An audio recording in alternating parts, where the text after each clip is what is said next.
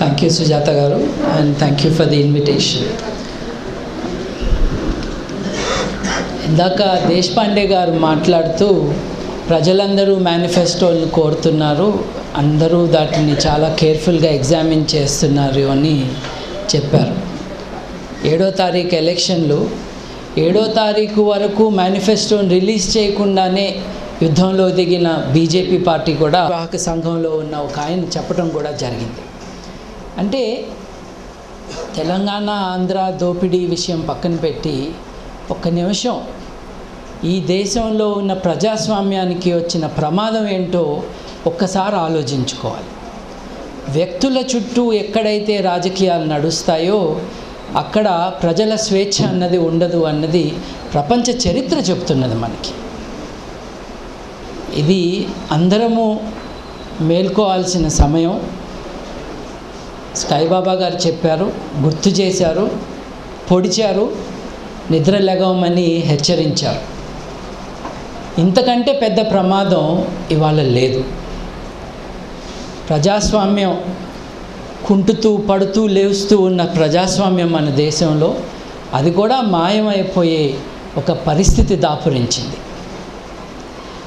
అక్కడ ఎలా ఉన్నదో అటువంటి వ్యక్తి స్వామ్యాని కోసమే ఇక్కడ రాజకీయ పార్టీలు అరులు చారుస్తున్నాయని కూడా మనకి చాలా చాలా క్లియర్గా తెలుస్తుంది. ఒక విషయం చెప్పాలి, కాళోజీ నారాయణరావు గారితో ఎంతమందికి ఇక్కడ పరిచయం ఉందో నాకు తెలియదు, కానీ వారితో చాలా సన్నిహితంగా మెలిగిన వారిని నేను ఒకడిని స్కూల్ పిల్లవాడిగా 5-6 సంవత్సరాల పాటు ఆయనకి తోచినప్పుడల్లా పొద్దున్న సూర్యుడు రాకముందే, వాడు రాకముందే కాళోజీ తాతగారు మా ఇంటికి వచ్చేవాళ్ళు. సాయంత్రం మళ్ళీ వాడు కిందకి వెళ్ళేదాకా ఇంట్లో ఉండి, వాడు అంటే సూర్యుడు, వాడు తగలకూడదు ఆయనకి, మళ్ళీ ఆయన వెళ్ళేవారు ఇంటి నుంచి. కాళోజీ తాతగారు చెప్పిన తెలంగాణ విజన్ని బ్రేక్ఫాస్ట్, లంచ్, ఈవినింగ్ స్నాక్స్లో 50-60 సార్లు విన్నాను నేను. దానికి ఇవాళ తెలంగాణ గురించి మాట్లాడుతున్న దానికి ఎటువంటి సంబంధం లేదు. ఇంకొక విషయం, I share the pessimism of Saibaba గారు. పెద్ద ఏం మారదండి. ఎలా మారుతుంది? మారటానికి ఇంగ్రీడియంట్స్ ఏమున్నాయి? తెలంగాణ కావాలి అని అంటే చండీ యాగం చేశారు, వేరే కూడా చేశారు, కానీ చండీ యాగం చేశారు. ప్రజలని ఎంత అవమానపరచటం అండి, ప్రజాస్వామ్యాన్ని ధిక్కరించటం అండి, దాన్ని రిజెక్ట్ చేయటం అండి. ఈ చండీ యాగాన్ని ఎదుర్కోవడానికి వేరే యాగాలు చేశారు వేరే వాళ్ళు. అంటే సాంస్కృతికంగా ఎంత వెనుకబడి ఉన్నాము మనం అన్నది దీనికి ఒక నిదర్శనం. ప్రజాస్వామ్యంలో ఓట్లేసేది ప్రజలు, లేని దయ్యాలు భూతాలు దేవుళ్ళు కాదు అన్న స్పృహ కూడా లేకుండా ప్రజా జీవితాన్ని ముందుకు నడిపే ప్రయత్నాలు చేస్తున్నారు రాజకీయ నాయకులు. It is an అబ్డికేషన్ of common sense and basic responsibility towards democracy. ఇది గమనించాలి, దాని పట్ల మనం స్పందించాలి. ఎవరూ స్పందించలేదు. పైగా అప్పటిదాకా ఎర్ర కండువాలు వేసుకుని తిరిగిన వారు గోదావరి తల్లికి పూజలు చేయడం మొదలుపెట్టారు. చూడండి, అంటే సైద్ధాంతికంగా ప్రిన్సిపల్స్ ప్రకారం ఒక మూమెంట్ని నడపాలి అన్న స్పృహ కానీ బాధ్యత కానీ వహించని వారు మూవ్మెంట్కి కానీ యాజిటేషన్కి కానీ లీడర్షిప్ వహించారన్న దానికి ఇదొక తార్కాణం. గాంధీ గారు ధర్నాలు చేయమనో లేకపోతే బాయ్కాట్లు చేయమన్నప్పుడు ఎంతో విజ్ఞతతో ఠాగూర్ చెప్పాడు, పిల్లల్ని ఇన్వాల్వ్ చేయవద్దు అని, ఇది తప్పు అని చెప్పాడు. మహాత్మా అని సంబోధిస్తూ నువ్వు చేస్తున్నది తప్పు అని హెచ్చరించాడు. ఇక్కడ మూవ్మెంట్లో పిల్లల్నే బయటకు గుంజారు స్కూళ్ళ నుంచి. రెండోది, వసూలు రాజాలు తయారయ్యారు. మూడోది, వ్యతిరేకిస్తూ మాట్లాడిన వాళ్ళని మాట్లాడకుండా చేశారు. తెలంగాణ వస్తే ఆ సంస్కృతి మాయమవుతుందన్న భ్రమలో ఎవరు ఉండద్దు. Lawlessness has its own impact and its own momentum. It will continue. జాగ్రత్తగా ఉండండి. ఏ పౌర హక్కులు కావాలని అన్నామో, పౌర హక్కులు మెజారిటీ మాటలు మాట్లాడే వాళ్ళకి కాదండి కావాల్సింది, వారిని వ్యతిరేకించే వాళ్ళకి కావాలి. ఆల్రెడీ మెజారిటీకి ఆ హక్కులు ఉంటాయి. వ్యతిరేకిస్తూ మాట్లాడిన వారితో మాట్లాడగలిగి వారిని కన్విన్స్ చేసినప్పుడే నిజమైన ప్రజాస్వామిక సంస్కృతి అన్నది వస్తుంది. భారతదేశం తెలంగాణ వేరు కాదు. అత్యున్నత చట్టం మనకి మన రాజ్యాంగం ఇస్తుంది. రాజ్యాంగంలో స్ఫూర్తిని, రాజ్యాంగంలో రాసుకున్న కాన్స్టిట్యూషనల్ ఇజం ఏదైతే మనం తెచ్చుకుంటే మనకి వేరే సెపరేట్ మేనిఫెస్టోస్ అవసరం కూడా ఉండదని నేను భావిస్తున్నాను. లౌకికవాదం అన్నది basic structure of the constitution అని సుప్రీంకోర్టు ఖరాఖండిగా చెప్పాల్సిన అవసరం వచ్చింది. ఎందుకనంటే ఆ రాజ్యాంగాన్ని కూడా మారుస్తామని మాట్లాడుతూ బయలుదేరిన వాళ్ళు ఉన్నారు కాబట్టి. The basic structure cannot be altered అని ఒక ఫుల్ బెంచ్ జడ్జ్మెంట్ ఇచ్చినాక కొంతమంది తేరుకున్నారు, కొంతమంది కాస్త శాంతించారు, ఇంత అలజడి అవసరం లేదేమో అని. ఆ సెక్యులరిజంకి వ్యతిరేకంగానే ఇక్కడ మూవ్మెంట్ జరిగింది. అలా అంతేకాదు, కాన్స్టిట్యూషనల్ గోల్స్ మనకి ఏమిటి అని అంటే సమాజం అని అర్థం. సమాజాన్ని కులాల ఆధారంగా మనం నిర్మించుకోలేం కాబట్టి ఉద్యమాన్ని కూడా కులాల చుట్టూ నడపకూడదు, నడిపారు. That is also wrong. మనం ఒక కొత్త విజన్ని, ఒక సమాజాన్ని, ఒక లౌకిక తెలంగాణ కోరుకుంటున్నప్పుడు దానికి ఇంగ్రీడియంట్స్ కూడా మనం సప్లై చేయాలి ఆ ఉద్యమంలో. It is not too late. కొంచెం ఒకసారి వెనక్కి తిరిగి చూసుకుని సాంస్కృతికంగా దీన్ని ముందుకు ఎలా తీసుకువెళ్ళాలి అన్నది ఆలోచించుకోవాలి. కుల వ్యవస్థ పైన దాడి చేయకుండా, కుల వ్యవస్థని ఎదిరించకుండా సమాజాన్ని నిర్మించాలి అని అనుకోవటం it is very foolish.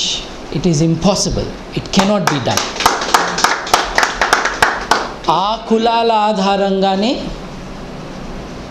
Lucky నంబర్ల ఆధారంగానే ఏ తేదీన క్యాండిడేట్లను డిక్లేర్ చేయాలి, ఎవరిని ఎక్కడ చేయాలి అని జనాభా లెక్కల ఆధారంగా, ఇంటెలిజెన్స్ బ్యూరో ఇచ్చిన కాస్ట్ స్టాటిస్టిక్స్ ఆధారంగా ఎంతకాలం అయితే అభ్యర్థులను నిర్ణయిస్తారో అంతకాలము మీరు కోరుకున్నది, నేను కోరుకున్నది, భారత రాజ్యాంగం నిర్దేశిస్తున్నది అయ్యే అవకాశమే లేదు. అటువంటి ఛాలెంజెస్ రాలేదు. ఉద్యమం నడుస్తూ ఉన్నప్పుడు వాటిని గట్టిగా మాట్లాడిన వాళ్ళు లేకపోగా, ఇందాక నేను అన్నట్టుగా ఎర్ర కండువా రంగు మారిందే కానీ దానికి ఇది మా ప్రాతిపదిక అని చెప్పడం జరగలేదు. As I say, it is not too late. It has to be done. మిత్రులు చెప్పారు, హెల్త్ విషయం కానీ, ఇది పబ్లిక్ హాస్పిటల్స్ కానీ, లేదు పబ్లిక్ స్కూల్స్ కానీ ఆ స్టాండర్డ్స్ పెంచాలి అని, అవి రావాలి అని, దాంట్లో అనుమానమే లేదు. కంపల్సరీ ఎడ్యుకేషన్ ఇవాళ మనకి చట్టరూపంగా కూడా మన చేతిలో ఉంది. దాన్ని ఇంప్లిమెంట్ ఎలా చేస్తాము అన్నది కూడా ముఖ్యమైన విషయం. నా కొడుకుని నేను ఒక కార్పొరేట్ స్కూల్కే పంపిస్తాను కూడా. ఎందుకనంటే ఇవాళ గవర్నమెంట్ స్కూల్లో చదువు రాదు కాబట్టి. గవర్నమెంట్ స్కూల్స్ యొక్క స్టాండర్డ్స్ని పెంచకుండా వీటిని అటాక్ చేయటం అన్నది మనల్ని మనమే హాని చేసుకున్నట్టే అవుతుంది. ముందు ప్రభుత్వ కళాశాలల్లో, ఇది తెలంగాణ సమస్య అనే కాదు, మనం అనుకోకూడదు. ఇది ఆంధ్రాలో ఉంది, బీహార్లో ఉంది, ఒరిస్సాలో ఉంది, తమిళనాడులో ఉంది. భారతదేశంలో మనం ఎంచుకున్న సిస్టమ్ ఏదైతే ఉందో అది నాశనం చేస్తున్నది సమాజాన్ని. దాన్ని ఆల్టర్ చేసుకుని దాంట్లో గవర్నమెంట్ అఫీషియల్స్ని, ప్రభుత్వోద్యోగులని అకౌంటబుల్గా చేయాల్సిన అవసరం కూడా ఉంది. అడ్మినిస్ట్రేటివ్గా కొన్ని విషయాలు చెప్పారు, అది ముఖ్యమైన విషయమే. కానీ ఒక్క మాట చెప్తాను, 10 ఏళ్ల పాటు స్ట్రగుల్ అన్న కానీ, ఇంతకుముందు దాకా ఈ స్టేజ్లో కూడా మాట్లాడిన పదాలు కానీ కొంచెం రిఫార్మ్ కావాలని నా దృష్టిలో ఇట్ ఈస్ అ రిక్వెస్ట్. ఎందుకనంటే పోరాటం అయిపోయింది. There is a new constructive phase which is in front of us. ఇప్పుడు కన్స్ట్రక్టివ్గా, పాజిటివ్గా ఎలా చేయాలి అన్నదే కాకుండా ఒక ఇన్క్లూజివ్ సొసైటీని ఎలా బిల్డ్ చేయాలి అన్నది. సాయిబాబా గారు he mention particular sections, but అందరికీ ఇంక్లూజివ్గా ఉండాలి అని అంటే ఏ ప్రిన్సిపల్స్ ఆధారంగా మనం చేయాలి అని, ఏ సూత్రాల ఆధారంగా మనం సమాజాన్ని మళ్ళీ నిర్మించుకుంటామన్నది కూడా ఇస్ అన్ ఎసెన్షియల్ క్వశ్చన్. దాని గురించి ఎక్కువ మాట్లాడటం జరగటం లేదు. 52లో ఇలా ఉండేది, 39లో ఇలా ఉండేది, అక్కడికి వెనక్కి వెళ్దాము అన్నది is not a way of looking forward. ఇవాళ ఇక్కడ ఉన్నాం, ఇక్కడ నుండి ముందుకు ఎలా వెళ్తాం, ఏం చేయాలి, ప్రాక్టికల్గా ఏం చేయగలగాలి, దీస్ ఆర్ ప్రాక్టికల్ థింగ్స్. వాటిని ముందుకు వెళ్ళాలి. మనకింకా రాని విషయాల గురించి కోపంతో మనకున్న మూమెంట్లో ఉన్న స్ట్రెంగ్త్ని, ఎనర్జీని అక్కడికి డైవర్ట్ చేస్తే చేయగలిగినవి వెనక్కి వెళ్ళిపోతాయని నా భయం. చేయగలిగినవి ఏమిటి అని అంటే నా దృష్టిలో ఆఫ్రికా ఖండంతో పోటీ పడుతూ ఉన్న మూఢనమ్మకాలు ఇక్కడున్నాయి. ఎలా ఉన్నాయి అని అంటే 160 మందిని చంపేశారు ఇటీవల కాలంలో మంత్రాల పేరుతో. మంత్రం, యంత్రం, తంత్రం, చచ్చిన నల్లకోడి, కోసిన నిమ్మకాయ, వేలాడుతున్న మిరపకాయ అన్నీ మనం వండుకునే వస్తువులే. వాటిల్ని చూసి భయపడి సాటి మనిషిని చంపే ఉన్మాదంలోకి మనుషుల్ని నెడుతూ ఉన్నది మూఢనమ్మకం. ఏం కొత్త తెలంగాణలో ఆ విషయాలు మాట్లాడరా? చండీ యాగాలు చేస్తూ ఉంటే ఊరుకుంటానే ఉంటే ఇవి కూడా జరుగుతూనే ఉంటాయి. రెండిటి మైండ్ సెట్ ఒకటే. సైన్స్ దృక్పథం లేకపోవటం, ఇంగిత జ్ఞానం లేకపోవటం, దాని కారణంగానే ఇవన్నీ జరుగుతూ ఉన్నాయి. 2 గ్లాసుల పద్ధతి గురించి మాట్లాడరే? వాటిని మాట్లాడకపోవటం ఏంటి అర్థం? ఎందుకంటే కుల వ్యవస్థకి ఒక రకంగా సపోర్ట్ చేస్తూ ఉన్నాం కాబట్టి. మనిషిని మనిషిగా చూడలేని సమాజంలో సమానత్వం ఎలా వస్తుందండి? బంగారం ఎలా పండుతుందండి? పండదండి. ఈ సోషల్ ఎజెండాలో ఇవి యాక్టివ్ ఇంగ్రీడియంట్స్గా మారితే తప్పిస్తే దట్ కెనాట్ హ్యాపెన్. పెళ్లి వ్యవస్థ, జెండర్ రిలేషన్స్, మగవారి ఆడవారి మధ్య ఉన్న రిలేషన్స్ని ఇవాళ శాసిస్తున్నది డబ్బు తప్పించి ఇంకోట్లేదు.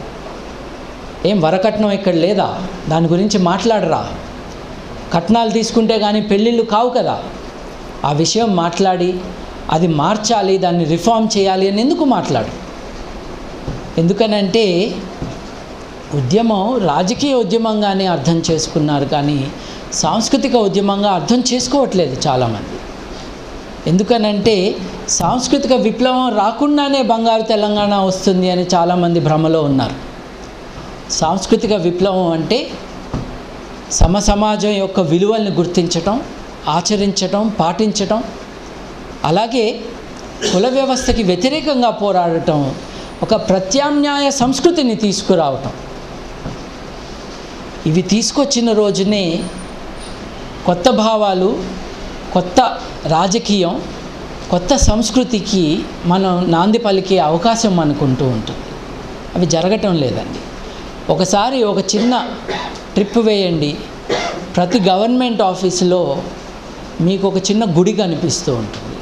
ఆ గుళ్ళని మూసివేయాలి. దానికి సమాధానం గుడి పక్కన మసీదు, చర్చు కట్టడం కాదు, ఆ గుడిని మూసివేయాలి. మర్యాదపూర్వకంగా ఆ ఆఫీసు నుంచి బయటకు పంపించాలి ఆ ప్రార్థనా స్థలాన్ని. గవర్నమెంట్ ఆఫీస్ అన్నది ఎందుకున్నది? ఈ దేశంలో ఈ ప్రభుత్వం లౌకికంగా ఎలా ఉండగలగాలి? ప్రతి ఇనాగ్రేషన్కి కొబ్బరికాయలు కొట్టడం, పూజలు చేయటంతో లౌకిక వ్యవస్థ రాదు, లౌకిక రాజ్యం రాదు. పూజలు మానివేయాలి. ఎవరికి వారు వారి ఇంట్లో, వారి సమాజాల్లో చేసుకునే పనులు ప్రభుత్వం డబ్బులతో చేయటానికి వీల్లేదు. లౌకికం అంటే అదే. అలాగే స్కూల్ టెక్స్ట్ బుక్స్లో రిఫార్మ్ తీసుకురావాలి. స్కూల్ టెక్స్ట్ బుక్స్లో సైన్స్ చెప్పేదానికి వ్యతిరేకంగా తెలుగు పాఠాల్లో ఇంకొక రకమైన సమాచారం ఉంటుంది. పిల్లలకి ఆలోచించే అవకాశం లేకుండా చెప్పే పంతుళ్ళు ఉన్నారు. ఆ టీచర్లకి ట్రైనింగ్ కావాలి, ఆ టెక్స్ట్ బుక్ రిఫార్మ్ కావాలి, సైన్స్ని మళ్ళీ తీసుకురావాలి.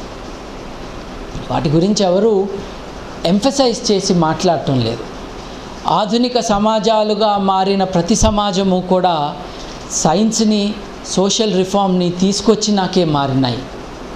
వాటి ఇంగ్రీడియంట్స్ ఏమిటి అని అంటే క్రిటికల్ థింకింగ్ అన్నది, లౌకిక సమాజం అన్నది, అంతకుముందు లౌకిక రాజ్యం అన్నది, అలాగే మన దేశంలో కులాలను వ్యతిరేకించటం అన్నదే ఒక పెద్ద ఉద్యమంగా రావాలి. ఒక బిగ్ సోషల్ రెస్పాన్సిబిలిటీగా 100% లిటరసీ ఇక్కడికి తీసుకురావాలి. ఇవాళ లేదు, దాని గురించి మాట్లాడుకోవాలి. లిటరసీ లేకుండానే బంగారు తెలంగాణ వస్తుందా? చాలామంది అన్ఎడ్యుకేటెడ్ యూత్ ఉన్నారు, వాళ్ళని రిక్రూట్ చేసుకోండి. క్యూబాలో చేసినట్టు చేయండి, కేరళలో చేసినట్టు చేయండి, జన విజ్ఞాన వేదిక అక్షరాస్యత మూవ్మెంట్లో చేసినట్టు చేయండి. వాళ్ళని రిక్రూట్ చేసుకుని మినిమల్ ఆనరేరియంలు ఇచ్చుకుంటూ వాళ్ళ ఖర్చులు భరిస్తూ 3-4 ఏళ్లలో ఇక్కడ అందరికీ చదువు వచ్చేటట్టు చేసుకుందాం. అప్పుడు మారుతుంది ఇక్కడ సమాజం. అవన్నీ చేయకుండా మారదండి. అలాగే పర్టిక్యులర్ కమ్యూనిటీస్ కానీ రిలీజన్కి కానీ రిప్రజెంటేషన్ కావాలి అని దాంట్లో ఒక part of the argument Skybaba గారు చెప్పారు. I have no sympathies for that argument అండి. ఇందిరాగాంధీ గారు ప్రైమ్ మినిస్టర్గా ఉన్న ఈ దేశంలో ఆడవారు ఎక్కడున్నారో మనకు తెలుసు. పొరుగు దేశాల్లో బంగ్లాదేశ్లో ఆడవారు ప్రైమ్ మినిస్టర్లుగా ఉండి ఏం చేశారో మనకు తెలుసు. పాకిస్తాన్లో భుట్టో గారు ఉన్నా కూడా ఏం జరగలేదో మనకు తెలుసు. కుల ప్రాతినిధ్యం, మత ప్రాతినిధ్యం ఆధారంగా రాజకీయ పదవులు కానీ సోషల్ రెస్పాన్సిబిలిటీస్ వల్ల కానీ మనం ఆశించిన ప్రయోజనం జరగదండి. దానికి ముందుగా ఆ కమ్యూనిటీస్ని ఎడ్యుకేట్ చేయటం అన్నది ప్రాథమిక సమస్యగా మనం గుర్తించాలి. సింబాలిక్గా చేసుకోవచ్చు, కానీ దాని నుంచి మనం ఆశించడం తప్పు అని నేను మీకు విన్నవిస్తున్నాను. చేసుకోవచ్చు, ఎందుకనంటే ఇవాళ అటువంటి వారే ఉన్నారు. ఒక మతానికి, ఒక కులానికి, ఒక సంఘానికి రిప్రజెంట్ చేసుకునే వాళ్ళే అధికారంలో ఉన్నారు. కానీ దేశం ముందుకు వెళ్ళట్లేదండి. 70 ఏళ్ళుగా చూస్తూ ఉన్నాం.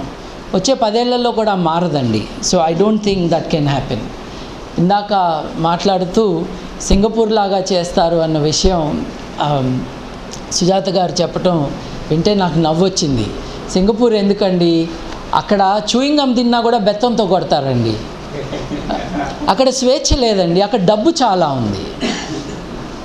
మనం ఈ ఫాల్స్ ఇమేజెస్ అండ్ విజన్స్ని కూడా అప్పుడప్పుడు రిజెక్ట్ చేయటమే కాదు, పరిహసించాలి కూడా.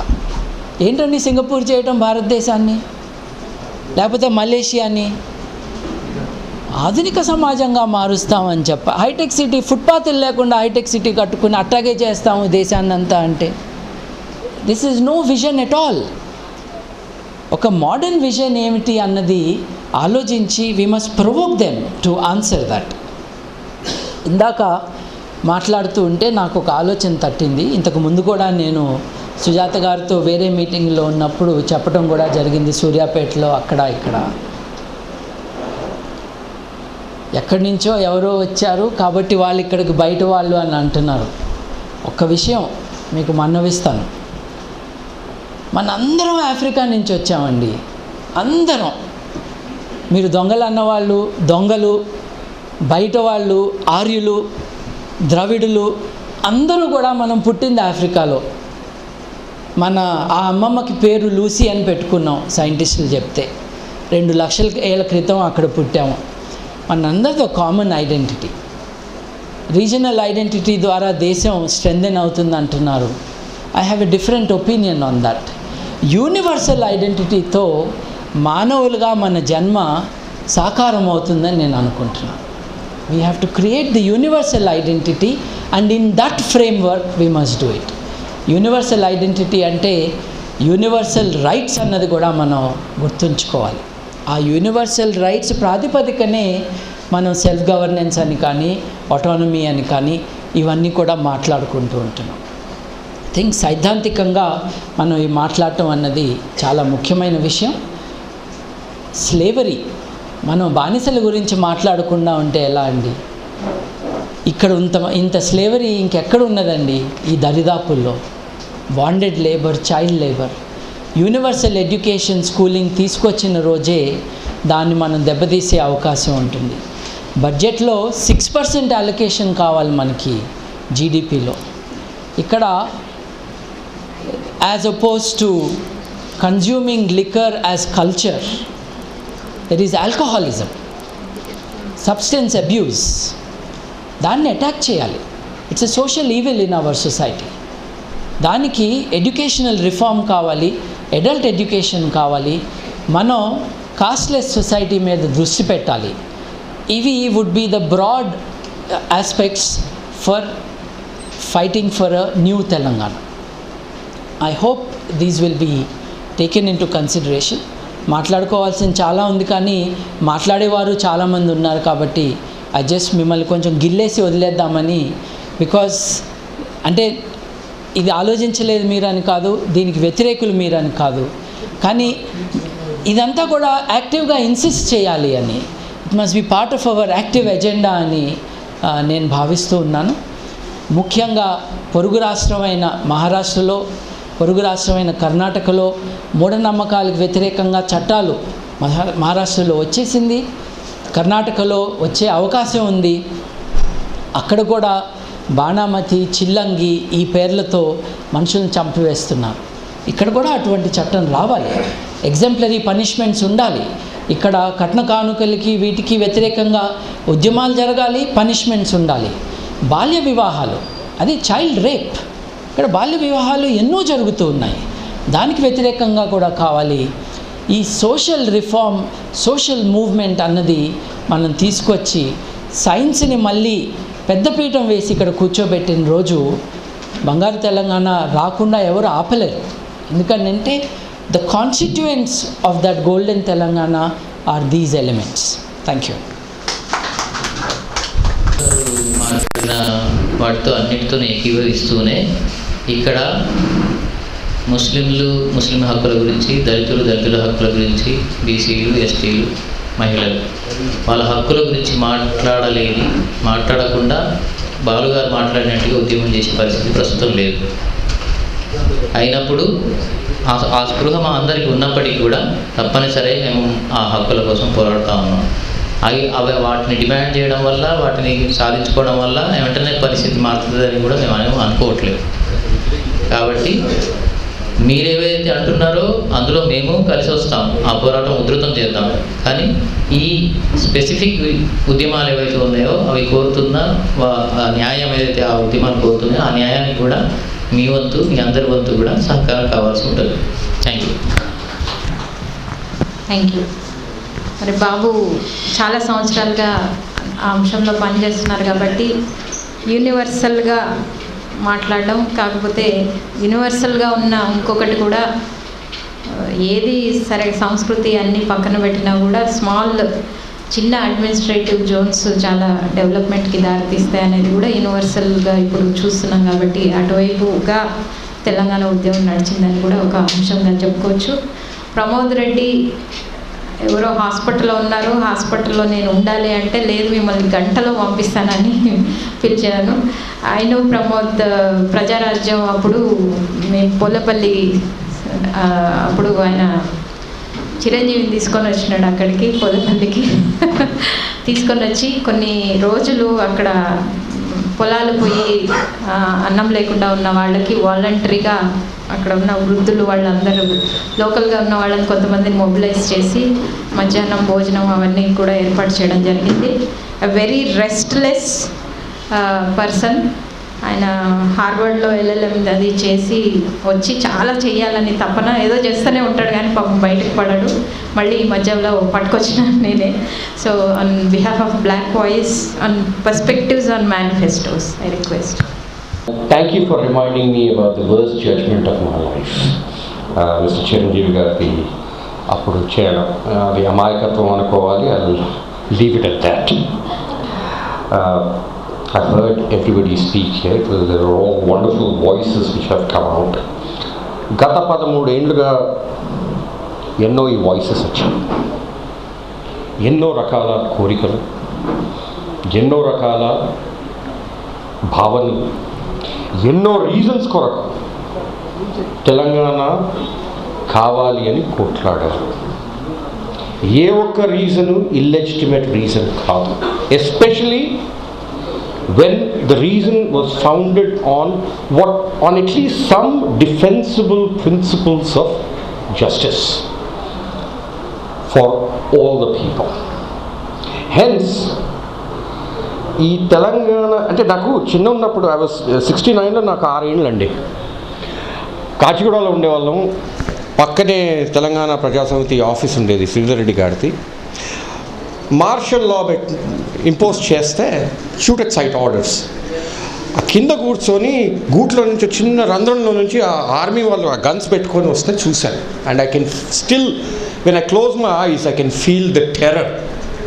And I always felt merely because we had asked for self-determination within a constitutional order, they saw it fit that it be repressed by shoot-at-sight orders. అది ఎప్పుడు పోలా. ఎంత నేను సైంటిఫిక్గా దాన్ని అనలైజ్ చేసుకొని ఇవన్నీ ఇలాంటి హిస్టారికల్ ఈవెంట్స్ నడుస్తాయి, ఇలాంటివి అవుతాయి, we need to rise above that, ఎంత రేషనలైజ్ చేసినా కొన్నిసార్లు ఏ దెబ్బలైతే ఉంటాయో, ఏ టెర్రర్ అయితే లోపల సైకిక్ లెవెల్లోకి వెళ్తుందో అది వెళ్ళదు. చాలామంది నా ఫ్రెండ్స్ అవతల సైడ్ నుంచి, ఆంధ్ర నుంచి, రెస్ట్ ఆఫ్ ఇండియా నుంచి అడిగేవారు, ఏరా తెలంగాణ ఎందుకని. అన్న, తెలంగాణ ఎందుకని చెప్పడానికి 4.5 కోట్ల వాయిసెస్ ఉన్నాయండి. అది చెప్తారు. ప్రతి ఇండివిజువల్కు ఎందుకు కావాలో తన ఇండివిజువాలిటీ, తన ఇండివిజువల్ హక్కుగా చెప్తాడు. కానీ మీరు ఒక్కటి గుర్తుపెట్టుకోండి, మధ్యరాత్రి లేపి ఏ తెలంగాణ అయినా అడిగితే తెలంగాణ కావాలంటే కావాలి అంటాడు. Because there has been a deep inculcation into our emotional, psychological and sociological framework that somehow we were denied this chance to find our self-expression within our own genius, even if it be to express our own individual or this local genius within the broader context of the universal values espoused by the Constitution of India. So to take a few disparate voices, to take some disparate expressions or even some violent expressions of those, and to come to a judgment that there was no moral foundation for the movement for Telangana, or that there was no justiciable foundation for movement for Telangana, would be an incorrect assessment. It needs to be understood at multiple levels. Please understand this, that a sentiment or such an emotional involvement for autonomy does not come about, survive and sustain itself unless there are serious issues underlying the social, political and economic phenomenon that have gone on in this region. So I don't want to enter into that debate again as to whether we had valid reasons to ask for Telangana. I think that is gone. Whether we could have fought for Telangana in a different way, I think every fight exposed can always be seen as problematic. We can't say that we fought right because